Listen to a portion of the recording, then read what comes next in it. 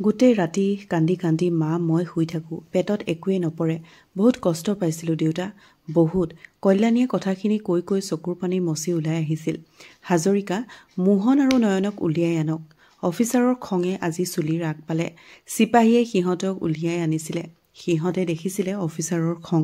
হাতত বেতডাল লৈ ৰৈ আছিলে। অফিচাৰৰ মুখমণ্ডল দেখি মোহনৰ জীৱ উৰি যোৱাৰ দৰে হ'ল। ঐ ক, তোক ৰিয়ান হত্যাকাৰী বুলি প্ৰমাণ কৰিবলৈ তোক কোনে পইচা দিছিলে? মোহন ঠক ঠককৈ কঁপিছিল। ছাৰ? কি ছাৰ? ছাৰ ছাৰ কৰি আছ? ক। এখেতে দিছিলে ছাৰ। লগে লগে নয়নৰ অভাৰ এক্টিং। ছাৰ, এখেতৰ কথা আপুনি বিশ্বাস কৰিছে? এখেত এজন মস্ত মদাহী। মই তেখেতক চিনি নাপাওঁ। নয়নৰ কথাত কল্যাণীৰ খং উঠিল। মিছা কথা। দেউতাক আপুনি পইচা দিছে। মই নিজ চকুৰে দেখিছোঁ। কল্যাণীৰ কথা শুনি নয়নৰ বুকুখন কঁপি উঠিল। মিষ্টাৰ দত্ত, আপুনি যে অপৰাধী এয়া প্ৰথমটো প্ৰমাণ। অফিচাৰে ক'লে।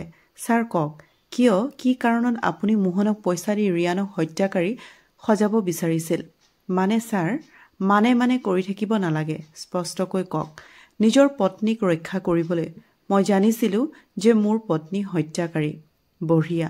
আৰু এদিনাখন তাই আপোনালোককো হত্যা কৰিলে হয়। ঐ মোহন, তই ক'তৈ মিছাতে ৰঞ্জনৰ নাম কিয় ল'লি? ছাৰ, এখেতে মোক ক'লে যে পইচা দিয়াৰ কথা ধৰা পৰিলে যেন মই ৰিয়ানৰ ঘনিষ্ঠ বন্ধু ৰঞ্জনৰ নামেই কওঁ। আচ্ছা, বাৰু ৰঞ্জন যদি আপুনি অপৰাধীয়ে নহয় তেন্তে আপুনি কিয় পলাই আছিলে? ভয়ত ছাৰ। মই এইবোৰ বহুত ভয় কৰোঁ। সন্মান হেৰুৱাৰ ভয় কৰোঁ। মোৰ দৰে বহুজন এইখন সমাজত পাব যিয়ে কোনো অপৰাধ নকৰাকৈ ফচিব লগা হয় আৰু পিছত ভয়তে আত্মগোপন কৰি থাকে।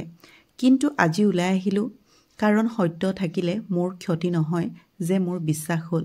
ঠিকেই আছে, এতিয়া আমাৰো ভুল ভাগিল। এনেকৈ বিনা দুখত প্ৰমাণৰ অভাৱত নিৰ্দোষীও দোষী হয়। চিপাহী, মোহন আৰু দত্তক সুমুৱাই থওক। কিমান কষ্ট। আজি নম্ৰতা হত্যাৰ দিন ধৰি অকণমানো আহৰি পোৱা নাই অফিচাৰে। সঁচাই এজন নিষ্ঠাৱান আৰক্ষী হৈ প্ৰমাণ কৰি দেখুৱাটো বহুত কষ্টকৰ। কিন্তু নিজৰ দায়িত্ব আৰু কৰ্তব্য পালন কৰাটো নিজৰ ধৰ্ম। আজি কিমান দিন হ'ল অফিচাৰে নিজৰ ঘৰখন দেখাই নাই, নিজৰ পত্নী সন্তানক দেখা নাই। স্বপ্নৰ পৃথিৱীত বিচাৰি তোমাক মোক ভাগৰুৱা হুমুনিয়া জিৰণি ল'ম। স্বপ্নৰ আলিংগনত তোমাৰ শীতল কোলাত। আজি অফিচাৰে নম্ৰতাৰ জীৱন্ত দলিল ডায়েৰীৰ পাত লুটিয়ালে। সেইদিনা আছিল শনিবাৰ। হঠাৎ নম্ৰতাৰ ফোনটো বাজি উঠিছিল। হেল্ল', কওক। ভিনদেউ, নম্ৰতা বাইদেউৰ বেমাৰ। মেডিকেলত ভৰ্তি কৰাব লগা হ'ল। তুমি আমাৰ ঘৰলৈ আহিব পাৰিবা নেকি? নিশ্চয় পাৰিম ভিনদেউ, আপুনি আহক। তুমি ওলোৱা নম্ৰতা, মই গৈছোঁ, তোমাক লৈ আনিম। দেউতা, স্বপ্নালীবাৰ হেনো বেমাৰ, মেডিকেলত ভৰ্তি কৰাইছে। মই যাব লাগে। অঁ যা মাজনী, নিজৰ মানুহক বিপদত সহায় নকৰি কাকনো কৰিবি। নম্ৰতাই ৰঙা চুৰিদাৰযোৰ পিন্ধিলে। বগা দেহত লিপিত খাই ধৰা ৰঙা সাজযোৰে তাইৰ ৰূপত জেউতি চৰাইছিল। সন্মুখৰ চুলিখিনি আগফালে পৰি আছিলে। বৰ মৰম লাগিছিল তাইক। তাই এনেও ধুনীয়া ছোৱালী আছিলে। কিছু সময়ৰ পাছত ভিনীয়েক আহি তাইক লৈ গ'ল। বাইকত যেতিয়া খলাবমা ৰাস্তাবোৰত ঠেকেচা খায় তেতিয়া নম্ৰতাৰ কোমল দেহ ভিনীয়েকৰ গাত লাগি যায়। তেতিয়া নয়নে অকণমান সময়ৰ কাৰণে নিজকে পাহৰি যায়। নম্ৰতা গৈ পোৱাৰ কিছু সময়ৰ পাছতে সিহঁতৰ ঘৰলৈ নীল আহিলে। হয়তো স্বপ্নালীৰ বেমাৰৰ খবৰ ল'বলৈ। সি আহিছিল। লাহে লাহে ধৰণীৰ বুকুত সন্ধিয়া নামিছিল। সেয়েহে তাই ঘৰখনত ৰন্ধা বঢ়াত লাগিলে। তাই পাকঘৰত ৰন্ধাত ব্যস্ত। তেনেতে নয়নে পাকঘৰত সোমাই তাইক চাই আছিলে। তাই দেখি এটা লাজকুৰীয়া হাঁহি এৰিছিলে। নম্ৰতাই ৰান্ধি দিয়া খাদ্যৰ টিফিন ভিনীয়েকে মেডিকেলত থকা বায়েক আৰু মাকক দিলে।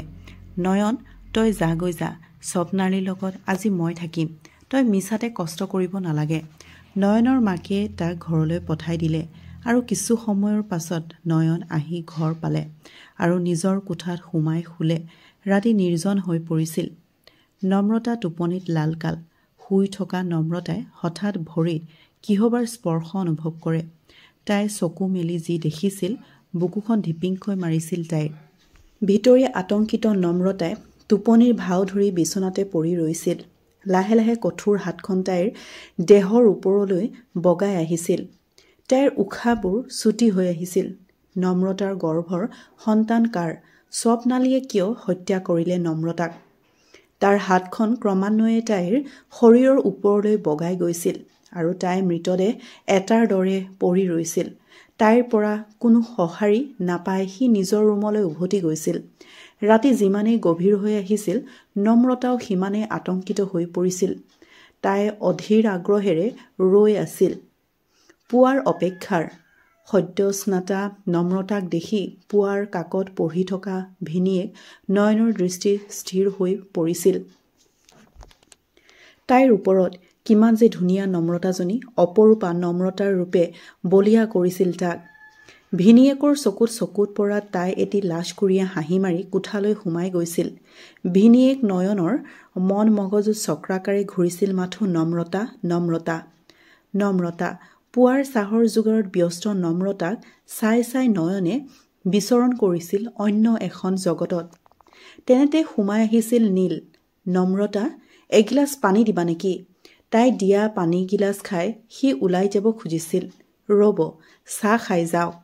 পুৱাৰ চাহকাপৰ মোৰ খুবেই প্ৰয়োজন, কিন্তু তোমাক আমনি দিব বিচৰা নাই। এইখন ঘৰত বৰ্তমান এয়া মোৰ কৰ্তব্য। ঘৰৰ কাম বন সামৰি তাই ভিনীয়েকৰ লগত বায়েকৰ ওচৰলৈ ওলাইছিল। সাজি কাচি ওলোৱা নম্ৰতা যেন ৰূপৰ একুৰা জুই, যি জুইত জাহ যাব চগাৰূপী পুৰুষবোৰ। চিকিৎসালয়ত এৰাতিৰ টোপনি ক্ষতিয়েই জুৰুলা কৰিছিল নয়নৰ মাকক। তেওঁকো বেমাৰী যেনেই লাগিছিল। নয়ন, আজি ইয়াত তই থাকিবি। হ'ব মা, নম্ৰতা আৰু মোক ঘৰত থৈ আহ। ঠিক আছে মা, মই নম্ৰতাক থৈ আহি তোক লৈ যাম। নম্ৰতা, তোমাৰো বৰ কষ্ট হৈছে নহয়নে? ঘৰৰ সকলোবোৰ কাম তুমি অকলেই কৰিব লগা হৈছে। মোৰ কাম কৰাৰ অভ্যাস আছে নহয় মা, মই অলপো কষ্ট পোৱা নাই। দিনটো বায়েকৰ পৰিচৰ্যা কৰি আবেলি তাই পুনৰ ভিনীয়েকৰ ঘৰলৈ উভতি আহিল। হঠাৎ আধা বাটতে হোৱা বতাহ বৰষুণত তিতি জুৰুলা জুপুৰি হ'ল দুয়ো। বৰষুণৰ তিতি তাইৰ কাপোৰযোৰ শৰীৰত লিপিত খাই পৰিছিল। দুপট্টাখন গাত মেৰিয়াই তাই বাৰে বাৰে ব্যৰ্থ চেষ্টা কৰিছিল লাজ ঢকাৰ, কিন্তু ভিনীয়েকৰ দৃষ্টিত অধিক স্পষ্ট ৰূপত জিলিকি পৰিছিল তাইৰ গাভৰু শৰীৰটো। বতাহ বৰষুণৰ বাবে নয়ন পুনৰ চিকিৎসালয়লৈ যাব নোৱাৰিলে। নম্ৰতাই তৈয়াৰ কৰা ৰাতিৰ আহাৰ খাই তিনিও নিজৰ নিজৰ কোঠাত শুই পৰিল। মাজৰাতি হঠাৎ সাৰ পাই উঠিল নম্ৰতা। এয়া কি? আকৌ যোৱা নিশাৰ পুনৰাবৃত্তি। দুখন কঠোৰ হাত তাইৰ শৰীৰৰ স্পৰ্শত। লাহে লাহে সেই হাতখন আগুৱাইছিল তাইৰ শৰীৰৰ গোপন অংশবোৰত। তাইৰ উফন্দা বুকুত তাৰ হাতৰ পৰশ অনুভৱ কৰিছিল। আজি তাই টোপনিৰ ভাও ধৰিব নোৱাৰিলে। তাই চিৎকাৰ কৰি উঠিল, এইবোৰ কি কৰিব বিচাৰিছে আপুনি? ইমান স্পৰ্ধা আপোনাৰ? মোক স্পৰ্শ কৰিলেই মই চিঞৰ বাখৰ কৰি দিম। তোমাৰ মতেই হ'ব নম্ৰতা, মই তোমাক স্পৰ্শ নকৰোঁ। সি কৈছিলে, আপুনি ওলাই যাওক। এতিয়াই যাম, মই ওলাই যাম, কিন্তু যোৱাৰ আগতে তোমাক এটা বস্তু দেখাম। তুমি চাব লাগিব। কি বস্তু? চোৱা, এয়া কি? আজি ৰাতিপুৱা তুমি গা ধোৱাৰ মনোৰম দৃশ্য। এয়া তোমাৰ এটা বন্ধ কোঠালিত বন্দী তোমাৰ উতলা যৌৱনৰ ভিডিঅ'। চি, আপোনাৰ লাজ নালাগিল এইবোৰ কৰিবলৈ? লাগিছিল নম্ৰতা, মোৰ লাজ লাগিছিল, কিন্তু তোমাৰ সৌন্দৰ্যই মোক পাগল কৰিছিল। তোমাক পাবৰ বাবে মই যিকোনো কৰিব পাৰিম নম্ৰতা, যিকোনো। এইবোৰ ডিলিট কৰক। কৰিম, মাত্ৰ এটা চৰ্তত। কি চৰ্ত? তুমি মই বিচৰাৰ দৰেই মোৰ লগত সহযোগিতা কৰা। যদি নকৰোঁ, কাইলৈ পুৱা সকলোৰে হাতে হাতে থাকিব তোমাৰ শুভ্ৰ শৰীৰৰ উলংগ হৈ গা ধোৱা দৃশ্য। মানে মোৰ কষ্ট মই অথলে যাব নিদিওঁ নম্ৰতা। এইবোৰ নেটত এৰি দিম। সিদ্ধান্ত তোমাৰ হাতত। তুমি সকলোৰে আগত উলংগ হবানে মোক সন্তুষ্ট কৰিবা? আপুনি এনে কৰিব নোৱাৰে। মই আপোনাৰ ভৰিত ধৰিছোঁ। এইবোৰ ডিলিট কৰক। মোক এৰি দিয়ক। ভৰিত নহয়, তুমি মোৰ বুকুৰ মাজলৈ আহা। মোৰ শৰীৰত জ্বলি থকা জুই নুমুৱাহি। এটা ৰাতিৰ ভিতৰতে শেষ হৈ গৈছিল সকলো। এজনী নিষ্পাপ ছোৱালীৰ আশা আকাংক্ষা সপোনবোৰ ধূলিক্ষাত হৈ পৰিছিল মানৱ ৰূপী দানৱৰ বিকৃত কামুকতাত। আপোন মানুহৰ দ্বাৰাই আজি ধৰ্ষিতা তাইৰ মৰম লগা নিখুঁত দেহত আঘাতৰ চিন এতিয়া এটা অভিশপ্ত নিশাৰ অন্তত। পুৱা গতানুগতিকভাৱে চলি গৈছিল সকলো, মাথো তাইৰ মুখৰ ধুনীয়া হাঁহিটো হেৰাই গৈছিল। নীলে তাইক সুধিছিল, আজি চাহ নোখোৱাবা নেকি নম্ৰতা? যন্ত্ৰবৎ কাম কৰি থকা নম্ৰতাই চাহৰ যোগাৰ ধৰিছিল ভিনীয়েক আৰু নীলক। এমুকুৰা হাঁহিৰে সদায় উজলি থকা নম্ৰতাৰ গুমুঠা মুখখন চাই ভিনীয়েকে কৈছিল, কি হ'ল নম্ৰতা, ইমান যে গুমা হৈ আছা আজি? তোমাৰ দৰে ধুনীয়া ছোৱালীবোৰে হাঁহিলে আৰু বেছি ধুনীয়া দেখি। এইদৰে মন মাৰি নাথাকিবা। এটা সেমেকা হাঁহি বিৰিঙাই তাই আঁতৰি গৈছিল বায়েকৰ খবৰ ল'বলৈ। সেইদিনা দেউতাক আহি ওলাইছিলহি। তাইৰ সেমেকা মনটো দেখি দেউতাকে সুধিছিল, কি হ'ল মাজনী, কিবা অসুবিধা পাইছ নেকি? নাই দেউতা, কিনো অসুবিধা পাম। মনটো যে মাৰি আছ কিয়? বাইদেউৰ কথা ভাবিয়েই মনটো বেয়া লাগি আছে। তোমাৰো চাগে এইকেইদিন বৰ কষ্ট হৈছে নহয়নে দেউতা? মোৰ কথা ভাবিব নালাগে আইজনী, ককায়েৰে আছে নহয়, মোৰ একো অসুবিধা হোৱা নাই। বায়েৰ অহালৈকে তই ইয়াতেই থাক। হ'ব দেউতা। বায়েকৰ খবৰ লৈ দেউতাক ঘৰমুৱা হৈছিল। ৰাতি হৈ অহাৰ লগে লগে ভয় শংকাই বেৰি ধৰিছিল তাইক। যিমানেই ৰাতি গভীৰ হৈ আহিছিল সিমানেই তাইক দুশ্চিন্তাই আগুৰি নম্ৰতাক। চকু দুটা মুদি তাই বাৰে বাৰে যত্ন কৰিছিল টোপনি যাবলৈ, কিন্তু আগ ৰাতিৰ ঘটি যোৱা ঘটনাবোৰে তাইক টোপনি যাবলৈ দিয়া নাছিল। নানান দুশ্চিন্তাৰ মাজত ডুবি থাকোঁতেই তাইৰ দেহত আকৌ অনুভৱ কৰিলে কাৰোবাৰ হাতৰ পৰশ, মানে পুনৰাবৃত্তি ঘটিব নেকি যোৱা নিশাৰ। তাইৰ গা ধোৱাৰ দৃশ্যটোক অস্ত্ৰ হিচাপে ব্যৱহাৰ কৰি সি তাইৰ ওপৰত চলাই গ'ল যৌন উৎপীড়ন প্ৰতি নিশাই। কিন্তু তাই আজি পৰাজিত সৈনিক, শোষণ অত্যাচাৰৰ বলি হৈ যেন তাই আজি কটাইছে বিদেশী সেনাৰ কাৰাবাস, যেন এক বলপূৰ্বক ধৰ্ষণ। তাইৰ সতীত্ব বিনাশৰ যেন এখন যুদ্ধ। তাই হাৰি যোৱা নাই। কি দুখ তাইৰ সন্মতিৰ অবিহনে নম্ৰতাৰ দেহত চলিছে যৌন ভোগৰ মেলা। তাই জীয়াই থাকিব, অইনজনীৰ দৰে তাই বাছি নলয় আত্মহত্যাৰ পথ। কিন্তু তাই বুজি পালে পুৰুষৰ আবেষ্টনীত থকা মানে এজনী সিংহৰ মুখৰ খাদ্য ৰৈ থকা মানে অসহায় হৰিণীজনীৰ জীৱন। এদিন দুদিনৰ পিছত স্বপ্নালী উভতি আহিছিল ডাক্তৰৰ বেহস্তনিৰ পৰা। স্বপ্নালী লাহে লাহে সুস্থ। সেয়েহে এদিনাখন বায়েকৰ ওচৰৰ পৰা বিদায় মাগিছিল নম্ৰতা। তাই আকৌ তিতা মিঠা অভিজ্ঞতাৰে উভতি আহিছিল নিজৰ ঘৰখনত। মাকৰ বহু প্ৰশ্ন আৰু তাইৰ চুটি প্ৰশ্ন। বাৰ গা ভাল নহয়নে মাজনী? মাকৰ প্ৰশ্নত তাই উত্তৰ দিছিলে, ভালেই মা, মাত্ৰ কিছু এতিয়া জিৰণিৰ প্ৰয়োজন। হ'ব দে, ভগৱানে তাইক কুশলে ৰাখক। যি নহওক সেই ঘৰখনৰে যে অভাৱ পূৰণ হ'ল। এনেকে কথা পাতি থকাৰ পিছতে তেনেতে নম্ৰতা বাহিৰলৈ দৌৰি দিলে। কিন্তু কিয়? মাক আচৰিত। মাজনী, সেই সন্তান কাৰ? নম্ৰতাৰ সকলো কাহিনী পুলিচ অফিচাৰজনে পঢ়িলে। নম্ৰতাৰ ডায়েৰী পঢ়ি পুলিচ অফিচাৰজনৰ বুকু কঁপি উঠিছে। তেখেত এজনী কন্যা সন্তানৰ পিতৃ। নম্ৰতাৰ লগত হোৱাৰ দৰেই যদি তেওঁৰ ছোৱালীজনীৰ লগতো এনে নাৰকীয় ঘটনা ঘটে, উফ, কি যে বেদনা। কন্যা সন্তানৰ পিতৃ হোৱাটো যিদৰে সৌভাগ্য, সেইদৰে এক দুশ্চিন্তাৰ কাৰণো।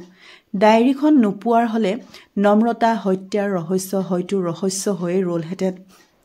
ইমান দিনে যিজনক হত্যাকাৰী বুলি ভবা হৈছিল তেওঁ হত্যাকাৰী নহয়, আচল হত্যাকাৰী বেলেগ এজনহে, নীল। কিন্তু কোন এই নীল?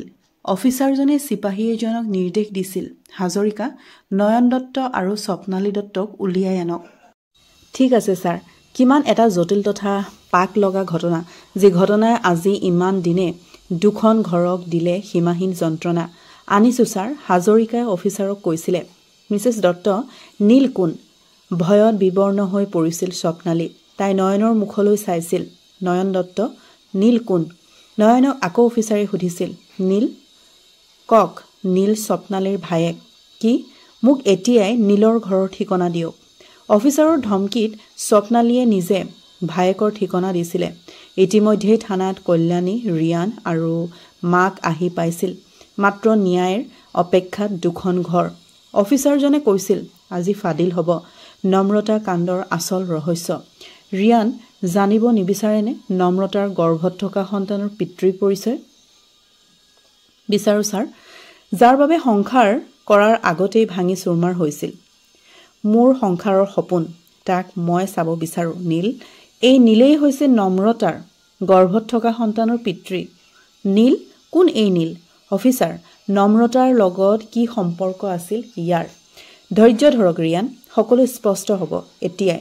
তেনেতে থানালৈ অভিৰ মাক দেউতাক সোমাই আহিছিল আৰু আহিয়ে অফিচাৰজনৰ লগত কথোপকথনত ব্যস্ত হৈ পৰিছিল। অফিচাৰ, অভিক মুকলি কৰি দিয়ক, আপোনাক অনুৰোধ কৰিছোঁ। অনুৰোধ? অভিক গ্ৰেপ্তাৰ কৰোঁতে আপুনিতো মোৰ বিৰুদ্ধে ব্যৱস্থা গ্ৰহণৰ হুংকাৰ দিছিল। এতিয়া ক'ত গ'ল আপোনাৰ হুংকাৰ? মোৰ ভুল হৈছিল। অভিক কোনেও বচাব নোৱাৰে। হত্যাকাৰীয়ে শাস্তি পাবই লাগিব। আপোনাৰ ডাক্তৰৰ মিছা অহংকাৰেৰে পাৰে যদি উলিয়াই নিয়ক তাক। পুত্ৰ হত্যাকাৰী, এয়াই আপোনালোকৰ সংস্কাৰ। অফিচাৰ আৰু ডাক্তৰৰ কথোপকথন শুনি থকা ৰিয়ানে এইবাৰ মাত লগালে। ছাৰ, আপুনি সংস্কাৰৰ কথা কৈছে কাক? যিজন ডাক্তৰে নিজৰ দেউতাকক কুকুৰ মেকুৰীৰ দৰে ব্যৱহাৰ কৰি ফুটপাতৰ ভিক্ষাৰী সজালে সেইজনক আজি মই তেখেতকো লগত লৈ আহিছোঁ। ছাৰ, ককা সোমাই আহক। সোমাই আহিছিল ভুবুকা দাড়ি মলিয়ন কাপোৰেৰে এজন বৃদ্ধ। বহুত দিনৰ পাছত পুতেক বোৱাৰীয়েকক দেখি অস্থিৰ হোৱা মনটোক লুকুৱাই ৰাখি তেখেতে স্থিৰ হৈ চাইছিল সিহঁতলৈ। আমাৰ ভুল হৈছিল দেউতা। পুত্ৰ স্নেহত অন্ধ হৈ আমি আপোনাক ভুল বুজিছিলোঁ। তোমালোকৰ একো ভুল নাছিল বোৱাৰী, ভুল আছিলে মোৰ তোমালোকৰ সুপুত্ৰক শাসন কৰিব যোৱাটো। তেনেকৈ নক'ব দেউতা। আপোনাৰ কথা শুনাহেঁতেন আজি আমি এই দিন দেখিব নালাগে। অভিক ইয়াৰ পৰা উলিয়াই নিয়াত আমাক সহায় কৰক দেউতা। সি মোৰ জোনাক, মোৰ একমাত্ৰ নাতি ল'ৰা। তাক হত্যাকাৰী বুলি প্ৰমাণ কৰি ময়ো শান্তিত থকা নাই বোৱাৰী। থানাৰ লকআপত জোনাক, আহ কি যে যন্ত্ৰণা। দেউতা, আপোনাৰ অকণমান সহায় পালে আমি তাক লৈ যাব পাৰিম। আমাক সহায় কৰক। অসম্ভৱ, মই কেতিয়াও হত্যাকাৰীৰ পক্ষ ল'ব নোৱাৰোঁ। সম্বন্ধত সি মোৰ যিয়েই নহওক কিয়, এতিয়া তাৰ পৰিচয় মাথো এটাই, হত্যাকাৰী। মানুহজনে কাহিছিল, চকুৰে ওলাই অহা পানীখিনি মচি লৈছিল আৰু কৈছিল, জানে অফিচাৰ, এচামে ধ্বংস হয় অভাৱৰ বাবে আৰু এচাম ধ্বংস হয় বিলাসিতাৰ বাবে। টকা পইচাৰ মোহত বন্দী হৈ সিহঁতে পাহৰি যায় অস্তিত্ব। নিজৰ সন্তানৰ দুখবোৰ দেখিও চকু মুদি থকা সেই বাপেক মাকবোৰ হৈছে প্ৰধান দোষী। সন্মান যোৱাৰ ভয়ত সিহঁতে নিজৰ সন্তানৰ কুকীৰ্তি লুকাই থয়। পিছত সেই সন্তানে কৰে ভয়ংকৰ অপৰাধ। অফিচাৰ, মই ফুটপাতৰ মানুহ। মই কাৰো দেউতাক বা ককা নহওঁ। গতিকে মই কৈছোঁ হত্যাকাৰীক শাস্তি দিয়ক। নয়ন দত্তই স্বস্তিৰ নিশ্বাস এৰিছিল। তেওঁৰ ওপৰত লগা কলংকৰ দাগটো আঁতৰ হৈছিল। অফিচাৰ, আপুনি মোক মিছাতেই সন্দেহ কৰিছিল। মিছা সন্দেহ। এতিয়াও আপুনি যে নিৰ্দোষী প্ৰমাণ হোৱা নাই দত্ত। আকৌ আৰম্ভ হৈছিল স্বপ্নালী আৰু নয়ন দত্তৰ জেৰা। মিছেছ দত্ত, কওক, নম্ৰতা কিয় হত্যা কৰিলে? মোৰ ভাইটি নীলক বচাবলৈ। আপুনি নম্ৰতাৰ বায়েক। তেন্তে নীল আৰু নম্ৰতাৰ সম্পৰ্ক কি? মই নম্ৰতাৰ নিজৰ বায়েক নহয়। হোৱাট? এইবোৰ কি কৈছে নয়ন দত্ত? স্বপ্নালী মোৰ দ্বিতীয় পত্নী। মোৰ প্ৰথমা পত্নীৰ বিয়োগত মই স্বপ্নালীক বিয়া কৰাওঁ। নম্ৰতা মোৰ প্ৰথমা পত্নীৰ ভনীয়েক। নম্ৰতাহঁতৰ ঘৰখনে স্বপ্নালীক সদায় নিজৰ ছোৱালীৰ দৰেই ভাবিছিল আৰু আপোনালোক সকলোৱে মিলি তেওঁলোকক এই উপহাৰ দিলে। বঢ়িয়া। নয়ন দত্তই চিৎকাৰ কৰি উঠিছিল, মই নিৰ্দোষী ছাৰ, নিৰ্দোষী। তেন্তে ৰঞ্জনক হত্যাকাৰী সজাবলৈ কিয় টকা দিছিল? মোৰ পত্নীক বচাবলৈ। মই জানিছিলোঁ তেওঁ যে নম্ৰতাক হত্যা কৰিছে। মিছেছ দত্ত, নম্ৰতা হত্যাৰ ব্লুপ্ৰিণ্ট কি আছিল? ছাৰ, নম্ৰতাই বাৰে বাৰে নীলক ফোন কৰি তাইক নিজৰ কৰি ল'বলৈ হেঁচা প্ৰয়োগ কৰিছিল। তাইৰ স্বামীৰ ঘৰত সন্তানটোৰ কথা জনাৰ পাছত তাই নীলৰ ওচৰলৈ একেবাৰে গুচি আহিছিল। নীল বিবাহিতা। নীলে মোক এই সকলোবোৰ কৈছিল। যি স্থানত তাইক হত্যা কৰা হৈছিল তালৈ নীলে তাইক মাতিছিল। কিন্তু নীলৰ পৰিৱৰ্তে সেই ঠাইত আছিলোঁ অভি আৰু মই। অভিৰ লগত নম্ৰতাৰ কি সম্পৰ্ক আছিল? অভিৰ লগত তাইৰ একো সম্পৰ্কই নাছিল। অভি নীলৰ বন্ধু আছিল। নীলৰ সংসাৰখন বচাবৰ বাবে আমি তাইক হত্যা কৰিলোঁ। ৰিয়ানক তালৈ কোনে মাতিছিল? ময়ে তাইৰ হতুৱাই ৰিয়ানক মতাইছিলোঁ যাতে হত্যাকাণ্ডৰ লগত ৰিয়ানক জড়িত কৰাব পাৰোঁ। বৰ ধুনীয়াকৈ খেলিলে খেলখন। কিয় পাহৰি গৈছিল? পাপ লুকাই নাথাকে। দেৰিকৈ হ'লেও সত্যোদ্ঘাটন হ'বই। নীল, অভি আৰু মিছেছ দত্ত, আপোনালোকে নিজৰ কুকৰ্মৰ ফল ভোগ কৰিবই লাগিব। আপোনালোক হত্যাকাৰী। আপোনালোকৰ বিচাৰ আইনে কৰিব। লগে লগে নয়ন দত্তৰ ৰিয়েকশ্যন। তুমি আজি মোৰ ঘৰ, মোৰ সন্মান থানবান কৰি পেলালা। তোমাক মই নয়নৰ কথাত স্বপ্নালী চিঞৰি উঠিল। চুপ, তুমিও এজন হত্যাকাৰী। কি কৈছে সেইবোৰ? অফিচাৰৰ ধমকি। ছাৰ, মই কৰা দুখৰ শাস্তি মোক আদালতে দিব। কিন্তু ছাৰ, মই আপোনাক আন এজন হত্যাকাৰী চিনাকি কৰাই দিব বিচাৰিছোঁ। আন এজন হত্যাকাৰী? আপুনি কৈছে কি মিছেছ দত্ত? হয় ছাৰ, নয়ন দত্ত। মোক বিয়া কৰাবৰ বাবেই নয়নে হত্যা কৰিছিল তেওঁৰ প্ৰথমা পত্নী নম্ৰতাৰ বায়েকক। নম্ৰতাৰ বায়েকৰ মৃত্যু স্বাভাৱিক নাছিল। নয়ন দত্ত, সি নিমাত হৈ আছিল। দত্ত, হয় ছাৰ। স্বপ্নালীক নিজৰ কৰি পোৱাৰ বাটত তাই হেঙাৰ হৈছিল। সেয়েহে আপোনালোক মানৱৰূপী একোজন দানৱ। চিপাহী, এওঁলোকক লৈ যোৱা, লকাপত সুমুৱাই থোৱা। ৰিয়ান দোষীক বিচাৰি উলিয়াওঁতে অলপ পলম হ'ল, তাৰ বাবে মই ক্ষমাপ্ৰাৰ্থী। তেনেকৈ নক'ব ছাৰ। আপোনাৰ অক্লান্ত চেষ্টাৰ বলত আজি প্ৰকৃত দোষী ধৰা পৰিল। আমি আপোনাৰ ওচৰত চিৰকৃতজ্ঞ ছাৰ। এটা হত্যাকাণ্ড। নয়ন দত্ত, স্বপ্নালী, অভি, নীল, মোহন এইবোৰ হৈছে অপৰাধী। সেমেকা চকুৰে ডাক্তৰে কৈছিল। দেউতা ব'ল। বৃদ্ধই কৈছিলে, কলৈ? ঘৰলৈ। মোৰ ঘৰ নাই, ফুটফাতেই মোৰ ঘৰ। লগে লগে অভিৰ মাকে শহুৰেকক ভৰিত ধৰিছিল। ব'লক আমাৰ ঘৰত, আমাক ক্ষমা কৰক। মই নিজৰ সন্তানক ত্যাগ কৰিলোঁ।